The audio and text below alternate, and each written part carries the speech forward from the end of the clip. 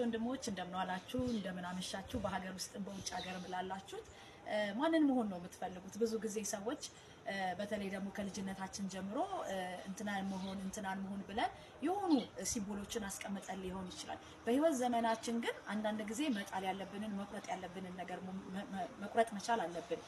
ምን ማለት ነው? ሁሉ ጊዜ ሰዎች ራሳችንን መሆን መቻል አለብን። የራሳችንን ቀለም ማወቅ መቻል አለብን። እኛ ማንንም ልንሆን አንችልም። ዶሮና ሽሮ የራሳቸው የሆነ ጣዕም አላቸው።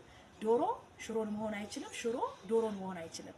እኔ ማንንም ልሆን አልችልም። አበበችን ልሆን አልችልም፣ አልማዝን ልሆን አልችልም። እኔ መሆን የምችለው ፍሬንና ፍሬ ብቻ ነው። እኔ በአላማ ነው የተፈጠርኩት።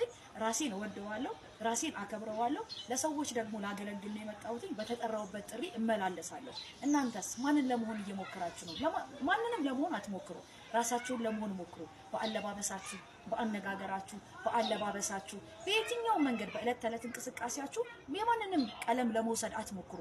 እናንተ በራሳችሁ ምርጦች ናችሁ። እኔ በራሴ ምርጥ ነኝ፣ የእግዚአብሔር ልጅ ነኝ። እናንተም ደግሞ ምርጥ የፈጣሪ የእግዚአብሔር ልጆች ናችሁ። ስለዚህ ይሄንን ነገር ሁሉ ጊዜ ኖቲስ በማድረግ እንዲሁም ደግሞ ለራሳችሁ በመንገር ሁሉ ጊዜ ይሄንን ነገር ወደ ውጪ ሪፍሌክት ማድረግ መቻል አለባችሁ። አመሰግናለሁ።